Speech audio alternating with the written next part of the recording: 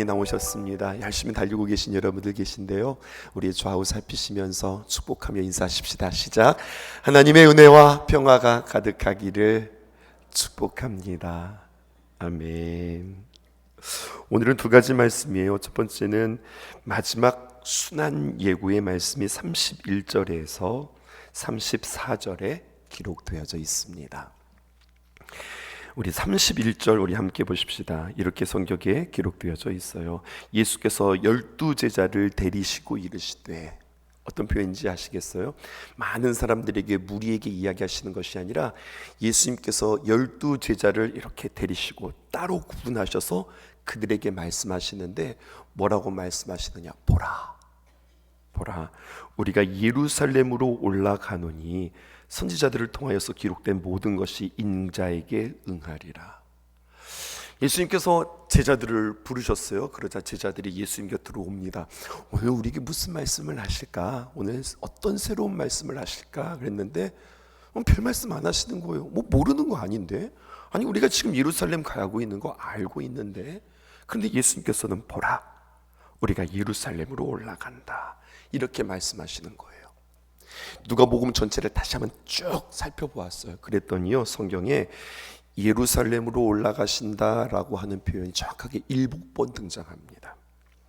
7번 등장하는데, 첫 번째 누가복음 9장 51절에 예수께서 승천하실 기약이 차감해 예루살렘으로 향하여 올라가기로 굳게 결심하시고, 예루살렘으로 무작정 가신 것이 아니라 결심하셨어요. 결심하실 때가 있었던 거예요. 9장 53절에 보니까 예수께서 예루살렘을 향하여 가시기 때문에 그들이 받아들이지 아니하니, 그 걸음에 예수님을 거절하는 이야기도 성경에 기록되어 있습니다.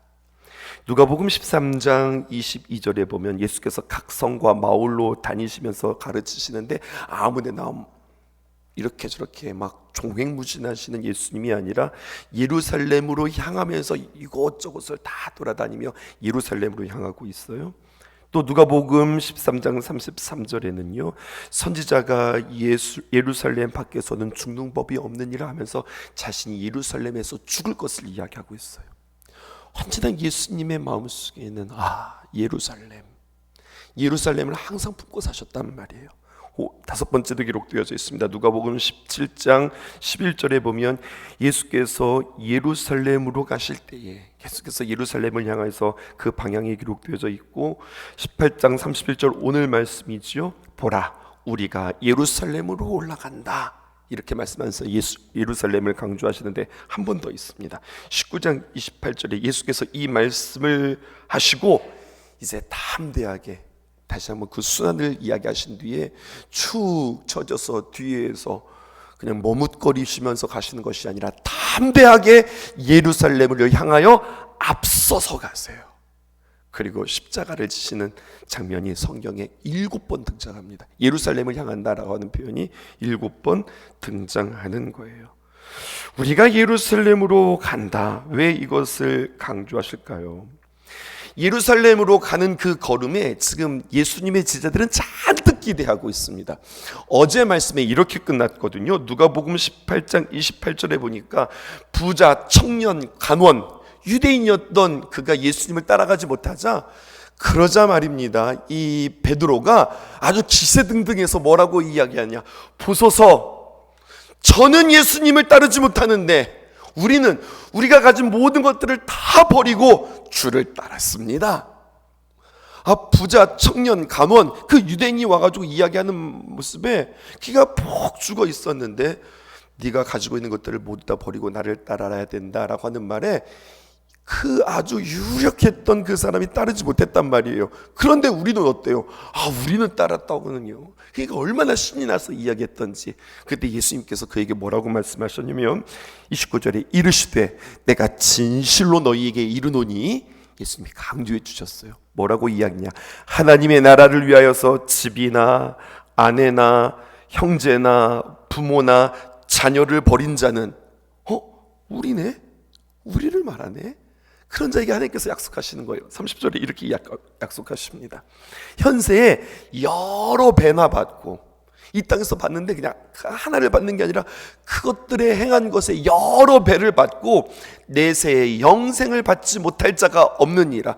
받지 못할 자가 없다. 이중으로 부정하면서 너희들은 영생도 얻는다 라고 했으니 얼마나 신난 거예요. 아주 신이 난 겁니다. 예수님을 따랐더니 현세에서도 여러 배나 받고 그리고 내세에서도 영생을 얻게 된다. 현세와 내세에 이런 보장을 받았고 그것이 이제 곧 이루어진단 말입니다. 어디에서 이루어지는 거예요? 예루살렘에서 이루어진다라고 했더니 그들의 걸음이 얼마나 가볍고 얼마나 신이 나는지 그런 걸음이에요. 어떤 위험, 어떤 어려움이 있을지라도 조금만 참자 다 됐다. 제자들의 욕망이 거침없이 커지고 있었던 그때에 예수님께서 다시 한번 예루살렘을 그들에게 강조하고 계시는 겁니다. 오늘 순환 예고의 마지막 장면에 해당되어져요. 한번 순환 예고라고 한번 메모해 보시겠어요? 이 순환 예고가 뭐냐면 말 그대로 예수님께서 순환을 당하시는데 무슨 순환입니까? 십자가에 대한 순환. 내가 이렇게 죽을 것이다 라고 하는 것을 예고하세요. 근데 제가 적으라고 하는 이유가 있어요. 5번 성경에 등장합니다. 5번 등장하는데 9장 22절에 많은 고난과 버림과 죽임을 당할 것이다. 예수님이 이렇게 말씀하셨어요. 하나도 안 들렸어요.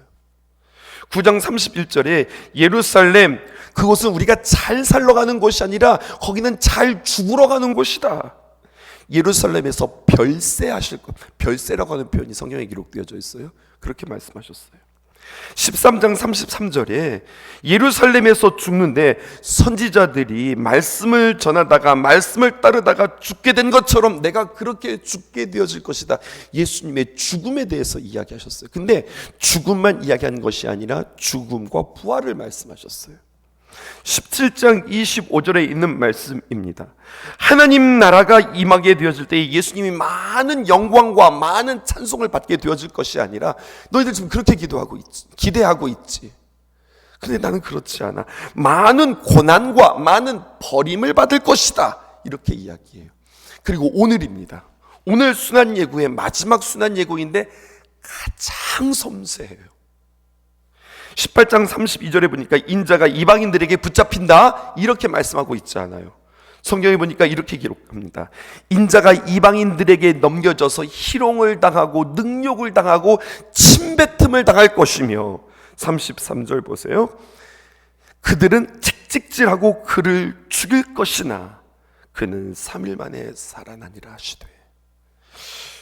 여러분 5번째 이 순환의 예고에는요 아주 구체적으로 예수님께서 어떻게 고통받으시는지 5가지로 묘사되어지고 있습니다.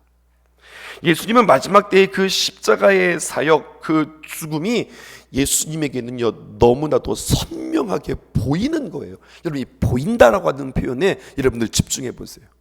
예수님 그냥 고난 당할 거야. 근데 어떻게 고난을 당할지는 모르지만 하여튼 내가 힘들 거야. 이것이 아니라 예수님께서 예루살렘을 품고, 예루살렘은 단지 그 도시, 그 예루살렘 그 고읍 성읍을 그 예수님이 품었던 것이 아니라 그 십자가를 늘 묵상하다 보니 이제는 그 십자가에서 고난 당하실 그 고난의 섬세한 내용들이 자신의 눈앞에 펼쳐지는 거예요. 이게 보이는 거예요.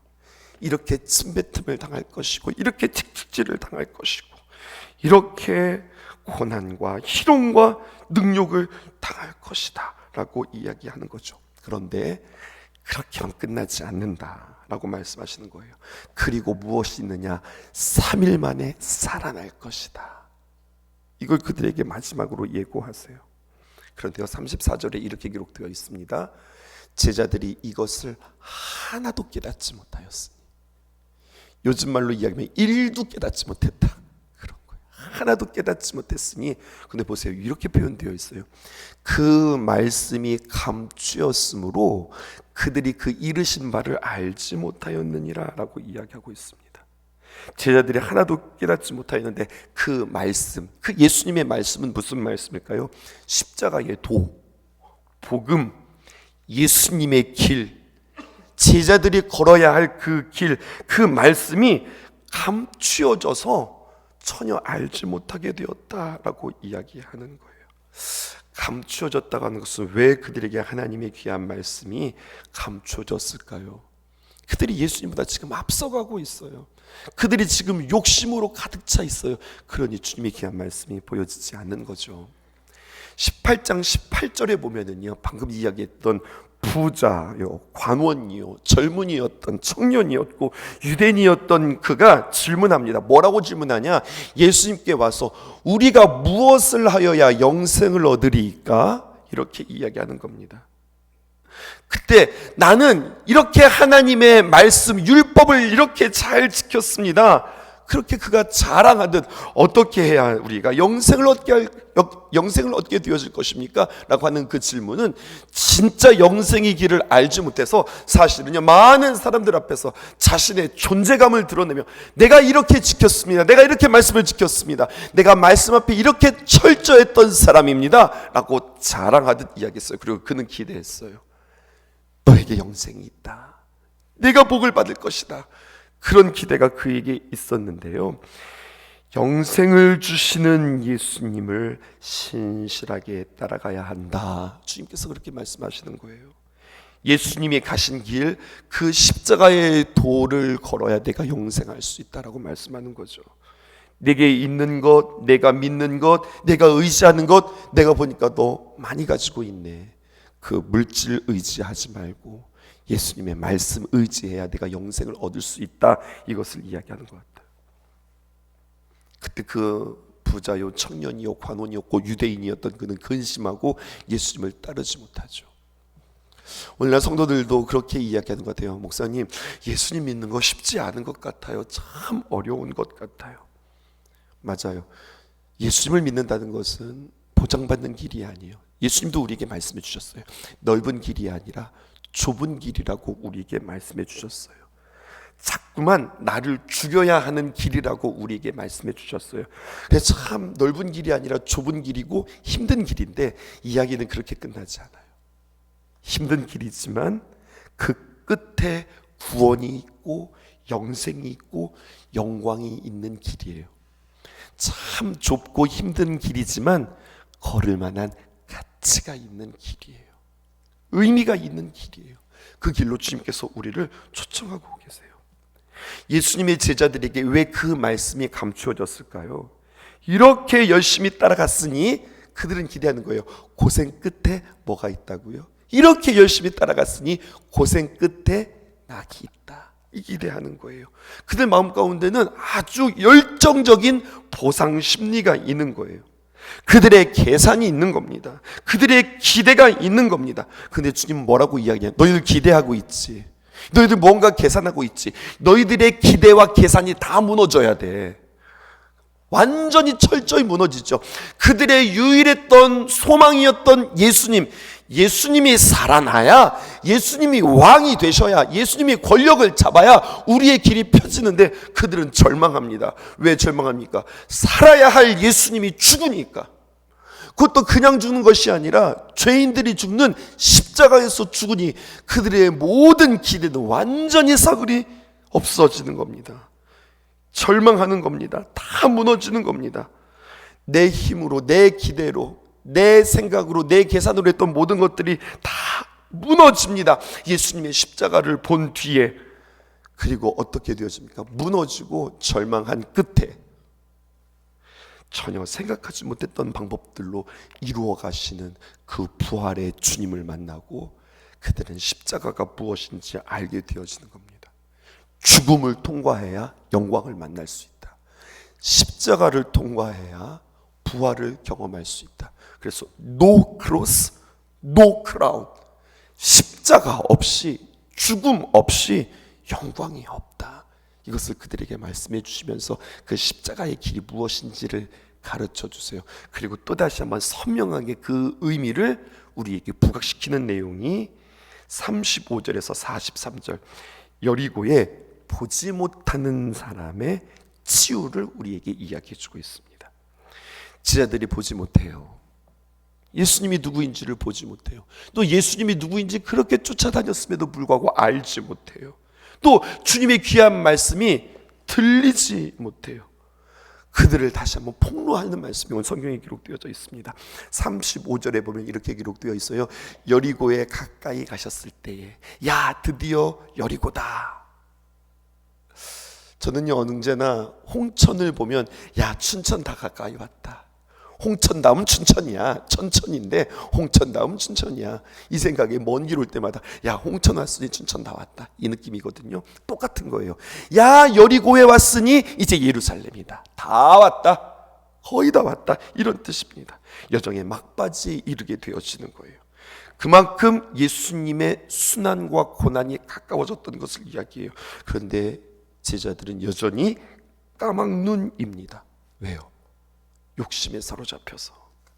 성경은 내 생각보다 그러니까 내 생각이 말씀보다 앞설 때에 무지한 맹인이 되어지고 진짜가 아니라 가짜가 되어진다라고 이야기하는 거예요. 오늘 성경은 이야기해요. 너희들이 진짜 예수님의 제자야.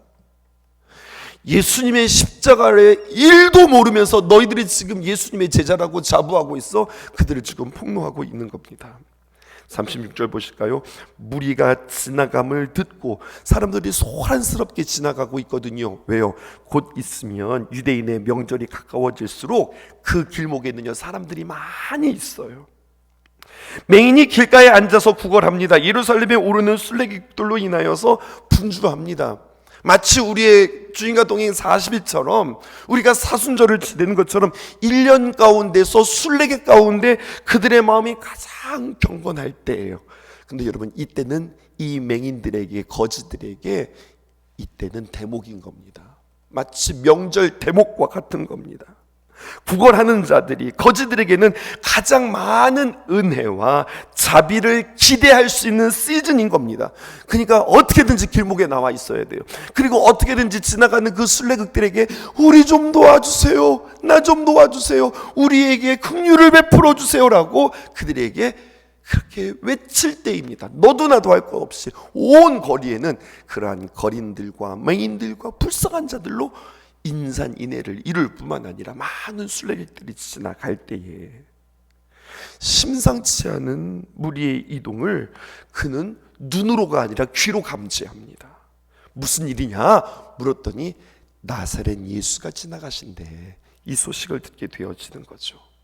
사람들이 정보를 주었습니다. 37절입니다. 함께 읽어보십시다. 시작. 그들이 나사렛 예수께서 지나가신다 하니 맹인임에도 불구하고 이 사람 말입니다. 그는 예수님이 누군지 알았어요. 세례 요한 이야기해 볼까요? 그가 예수님이 누구인지 알고 예수님의 길을 예비했던 자입니다. 그런데 그 세례 요한이 갇히게 되었어요. 그러자 그렇게 믿음이 있었고 주의 길을 평탄케 했던 그 세례 요한에 문득 의심이 들어옵니다. 그래서 제자들을 불러서 그렇게 이야기합니다. 뭐라고 이야기하느냐? 누가복음 7장 19절에 요한이 그 제자 중 둘을 불러서, 여기서 요한은 세례 요한을 말하는 거예요. 주께 보내어 이르되, 예수님께 사람을 보내었어요. 오실 그이가 당신이 맞습니까? 당신이 구세주 맞습니까? 우리가 다른 일을 기다려야 합니까? 내가 왜 이렇습니까? 내가 주의 길을 예비한 내가 감옥에 갇히는 거 이거 맞습니까? 주님께서 우리를 구원하실 자 맞습니까? 그에게 믿음이 아니라 위협이 닥치자 의심이 생기는 거예요. 그때 예수님께서 그 제자들에게 너 요한에 가서 이렇게 이야기해. 다시 한번 이야기해 줍니다. 그게 뭘까요? 7장 22절 쭉 나열하는데 여기서 공통부모를 찾으셔야 돼요. 제가 읽어드리겠습니다. 예수께서 대답하여 이르시되, 그 요한의 질문에 대답하는 겁니다. 너희가 가서 보고 들은 것을 요한에게 알려라. 지금 내가 너한테 이야기하는 거, 그것을 요한에게 이야기하지 말고 너희들이 가서 보고 들은 것을 이야기해. 너희들 뭐 보았니? 너희들이 무엇을 들었니?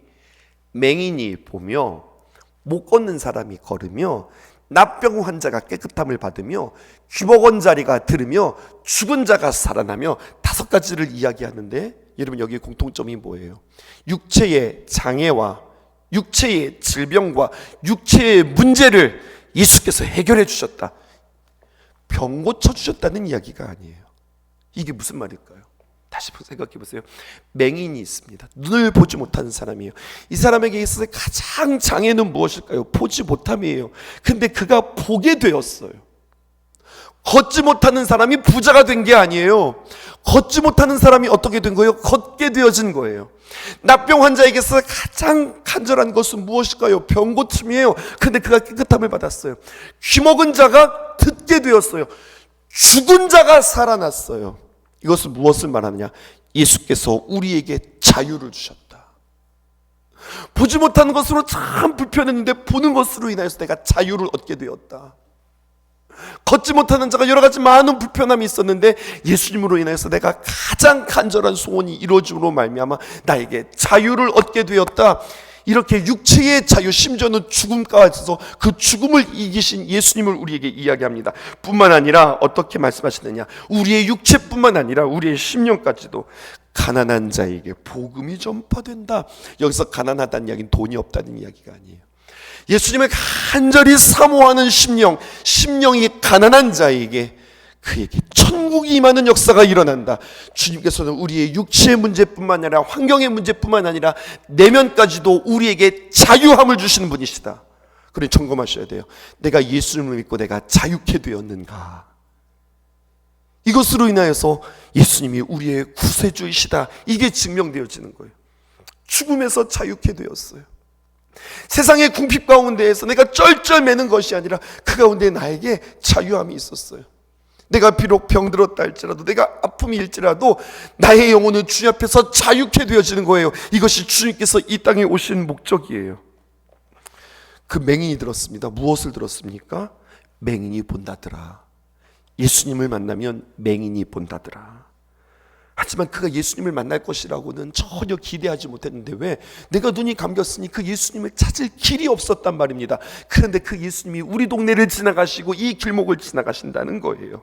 기회를 놓칠 수 없어서 그가 할 수 있는 모든 감각들을 동원하고 그가 할 수 있는 모든 몸짓들을 활용하여서 예수를 부르는데, 놀라운 점은요, 성경이 이것을 우리에게 이야기하고 있어요. 유일합니다. 무엇이 유일하냐? 예수님에 대해서 제대로 이야기해요. 누가? 맹인이. 심지어는 성경에 능통하다고 하고 율법에 아주 그냥 꿰뚫는 바리새인들이라 할지라도 예수님을 뭐라고 부르느냐? 라삐여, 선생이요. 문둥병자는 아주 이상하게 예수님을 불렀죠. 예수 선생이요. 그런데 보지 못하는 오늘 맹인은 예수님을 부르되 어떻게 부르는가? 여러분, 육신의 시력은 감겼지만 영의 시력은 살려 있어서 예수님을 다윗의 자손 예수요, 이렇게 예수님을 부르며 메시아의 정체성을 주고 꿰뚫고 있는, 예수님을 제대로 보고 있는 맹인을 오늘 우리는 역설적으로 만나고 있다는 사실입니다. 눈이 보이지 않으면, 아마 예수님을 알지 못했다면 지나가는 예수님께 그는 이렇게 이야기했을 거예요. 나에게 긍휼을 베풀어 주세요. 나에게 돈 좀 주세요. 그가 예수님에 대한 정보가 없었다면, 예수님이 지나간다 한들 예수님에게 무엇을 구했냐 하면, 나를 불쌍히 여겨주세요. 우리에게 한 푼을 주세요. 늘 그가 구걸했듯이 그렇게 거린으로서, 맹인으로서 예수님께 뭐를 구하는 거예요? 돈 좀 달라고 구했을 거예요. 그런데 이 예수님께 맹인은 무엇을 구해야 할지 정확하게 알았어요. 그리고 무엇이라고 이야기합니까? 예수님께 이 땅의 것을 달라고 구하는 것이 아니라 나를 긍휼히 여겨주소서, 나의 눈을 뜨게 하소서라고 이 맹인이 예수님께 구하고 있어요. 너무 소름 돋는 이야기예요. 예수님의 제자들은 눈을 떴고 예수님과 함께 지냈고 예수님의 말씀을 들었고 예수님의 기적을 보았음에도 불구하고 지금 예수님이 왜 예루살렘에 갔는지조차도 알지 못해요. 그리고 예수님께 기대합니다. 무엇을 기대합니까? 예수님이 왕이 되시면 한 자리 주세요, 돈 주세요, 명예 주세요, 권력 주세요, 힘 주세요. 예수님께 그거 달라고 구하고 있어요. 그런데 보지 못하는 맹인은 예수님께 무엇을 구하고 있습니까? 나에게 자유를 주세요. 나의 가슴 가운데 노임을 주세요. 이것을 구하고 있는 맹인을 보게 되어지는 거예요. 39절 보세요. 이 앞서갔던 자들 말입니다. 예수님의 제자들이 그를 꾸짖습니다. 뭐라고 꾸짖느냐? 꾸짖어 잠잠하라 하되. 성경은 이것을 통해서 우리에게 역설을 이야기합니다. 누가 혼나야 돼? 누가 꾸짖음을 당해야 돼? 지금 누가 누구를 꾸짖고 있어? 제자들, 당신들이 지금 꾸짖음을 받아야 해. 당신들이 지금 입 다물고 있는 것이 아니라 지금 당신들이 예수님께 부르짖어 다윗의 자손 예수여 우리를 불쌍히 여겨주소서라고 지금 누가 누구에게 구해야 돼? 예수님의 제자들, 당신들이 예수님께 구해야 돼. 오늘 성경은 이것을 이야기하고 있다고요. 지금 누가 누구를 꾸짖고 누가 누구를 잠잠하라고 이야기해요. 잠잠할 때가 아니야. 당신들이 지금 예수님께 부르짖어야 할 때야. 이것을 이야기하죠. 한 번 더 이야기합니다. 그들이 어떤 일들이 있었어요? 아기들을 가지고 있었던 부모들이 아기들을 데리고 예수님께 나오자 그들이 가로막고 섭니다. 예수님께서 그들을 가로막지 말라, 데리고 오라라고 이야기하죠. 지금 누가 누구를 가로막고 있어? 누가 지금 예수님 앞에 나가야 될 사람이야? 오늘 이것을 우리에게 이야기하고 있는 겁니다. 천국은 누구의 것이냐? 하나님의 나라는 이렇게 어린아이와 같은 것. 어린아이와 같다는 것의 구체적인 이해가 무엇입니까? 오늘 이 맹인처럼 오직 예수님만 나를 도와줄 수 있습니다 라고 예수님께 간절히 예수님의 자비와 긍휼을 구하는 자, 제대로 구하는 자. 우리는 교회에 와서 예수님께 무엇 구하고 있습니까? 우리는 이 땅에 와서 주님 앞에 무엇을 기도하고 있습니까? 오늘 맹인처럼 구하고 있습니까? 제자들처럼 구하고 있습니까? 이것을 우리가 생각해 볼 필요가 있습니다. 39절에 더욱 크게 이야기하죠. 저지되어 진짜 그냥 잠잠하고 기가 푹 주는 것이 아니라 더 크게 소리질러 다윗의 자손 예수여 나를 불쌍히 여기소서라고 이야기합니다. 그러면서 성경은 두 사람을 대조하고 있어요. 어떤 사람을 대조하고 있느냐? 누가복음 8장 45절에 은밀한 행동으로 예수님께 조용히 와서 예수님의 옷깃을 만지고 병고침을 받았던 혈루병 걸린 여자. 그리고 오늘 18장 39절에 요란하게 소리를 질러가며 몸짓을 하며 예수님의 걸음을 멈추었던 맹인, 조용히 살그마니 예수님께 왔던, 소리 지르면서 요란하게 주님 앞에 나왔던, 조용히 묵상하며 주님 앞에 기도하던, 통성으로 기도하며 주님 앞에 나오던, 중요한 것은 주님 앞에 우리는 믿음으로 나아가는가, 그리고 주님 앞에 내가 제대로 구하고 있는가, 이것이 점검되어져야 하죠. 40절에 머물러 서서 명하여 데려오라. 그가 가까이 왔어요. 그때 주님께서 물어 이르시되, 여러분 이게 중요해요. 몰라요? 예수님이 지금 이 맹인이 뭐가 필요한지 몰라요? 아세요. 그런데도 또 물으세요. 뭐라고 물으시느냐? 이렇게 이야기합니다. 41절에 내가 네게 무엇하여 주기를 원하느냐? 알면서도 물으시는 예수님. 왜 그럴까요? 그냥 이리 와, 내가 너 고쳐줄게 하고서 그냥 눈뜨게 하는 것이 아니라 너 뭐가 필요해? 라고 알면서도 물으시는 예수님. 그때 그의 입술로 이야기합니다. 주여 보기를 원하나이다. 여기는 무엇이 담겨져 있어요? 당신만이 나를 고치실 수 있습니다. 이 고백이 있는 거 아니에요? 그때 42절입니다. 주님께서 그에게 말씀하십니다. 보라, 내 믿음이 너를 구원하였느니라. 마지막 때에 믿는 자를 보겠느냐? 오늘 내 믿음이 너를 구원하였느니라. 그러자 그가 눈을 떴습니다. 그리고 그가 행복했대요. 그가 기뻤대요. 성경은 이렇게 이야기하지 않습니다. 43절 보실까요? 이렇게 기록되어 있습니다. 곧 보게 되어 하나님께 영광을 돌리며 어떻게 했어요? 예수님을 따랐습니다. 이게 중요한 겁니다. 눈을 뜬 게 중요한 게 아니에요. 예수님을 만나고 어떻게 했어요? 예수님을 따라갔어요. 예수님을 따라가는 길은 어떤 길이에요? 넓은 길, 큰 길, 보장받는 길 아니잖아요. 그가 주님의 귀한 긍휼을 구하고 좁은 길, 죽는 길, 나누는 길, 나를 부인하는 길, 그 길로 따랐다는 겁니다. 이것이 예수님의 치유의 목적이었던 거예요. 누가 참 제자인가? 오늘 이야기하고 있어요. 예수님 곁에 있었던 사람이 참 제자인가? 아니면 오늘 이 맹인, 그가 제자인가? 오늘 주님께서 질문합니다. 누가 제자라고 이야기하는 거예요? 나를 부인하는 자, 예수님의 길을 함께 따라 예수님을 닮아 걷는 자가 예수님의 제자라고 그렇게 이야기해요. 오늘 나는 예수님 옆에 나와서 무엇을 구하고 있습니까? 제자들처럼 구하고 있습니까? 맹인처럼 구하고 있습니까? 예수님께 돈 달라고 구하고 있습니까? 예수님께 자유 달라고 구하고 있습니까? 우리의 기도죠.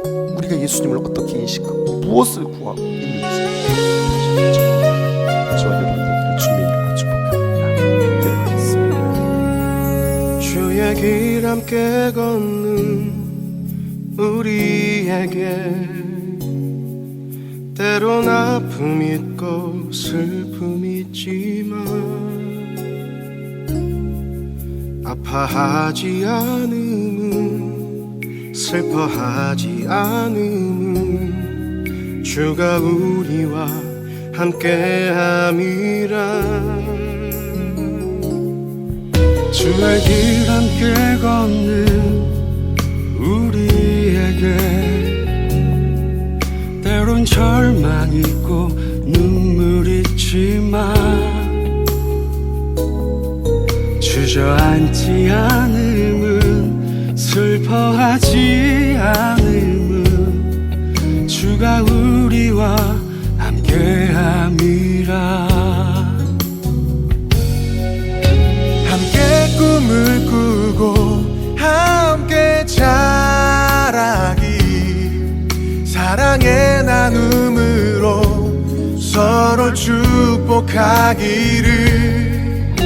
그 어디라도 세상 끝이라도 그대와 함께 나 걸어가리라. 주의 길 걸어가는 그대에게 함께 걷는 우리 기도 있으니 세상 향해 나가는 그대 앞길에 주의 축복 있으니 주의 사랑 가득하리라.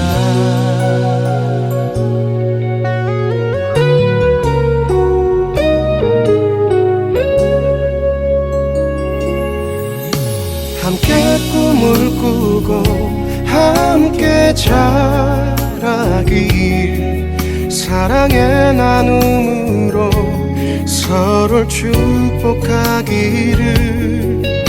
그 어디라도 세상 끝이라도 그대와 함께 나 걸어가리라. 주의 길 걸어가는 그대에게 함께 걷는 우리 기도 있으리. 세상 향해 나가는 그대 앞길에 주의 축복 있으리. 주의 사랑 가득하리라.